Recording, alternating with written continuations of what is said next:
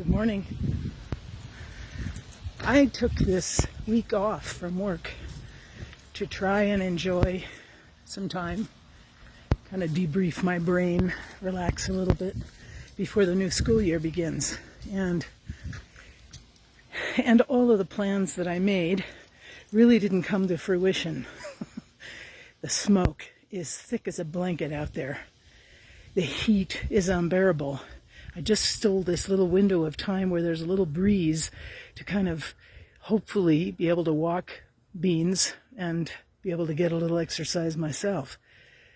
But all of the plans that I'd made for myself for this week are really going sideways. And we all have experience with that. Even during COVID, perhaps the greatest lesson of all of the birthdays and celebrations and vacations and special occasions and opportunities to gather with family and friends, etc., etc., etc., all went sideways. But what I've been doing is to try and think of my life as a river. I'm a visual person, so sometimes visuals help. To think of my life as a river that has a main stream, a main source, that continues to allow the flow of my life to move from one point to the other, enjoying what's in the middle before I get to the end, whatever the end is. But what I've been looking at and thinking about during this week so far is not just the main feeder for my river, but all the little tributaries. What are those things that are actually feeding my life right now that are not what I planned, not what I hoped for? Best laid plans, right? What's important to focus on is what is at the core of my desire. What's at the heart of my plan, of my hope, of my expectation?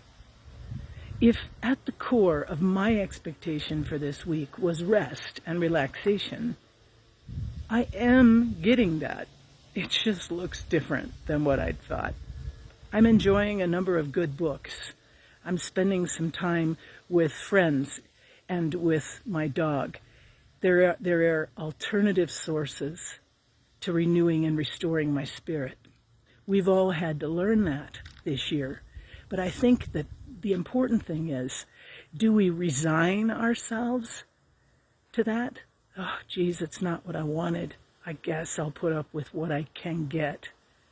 Or do we actually try to see what's the wonder in those tributaries? What's the gift that lies there? The things that I would not have explored otherwise.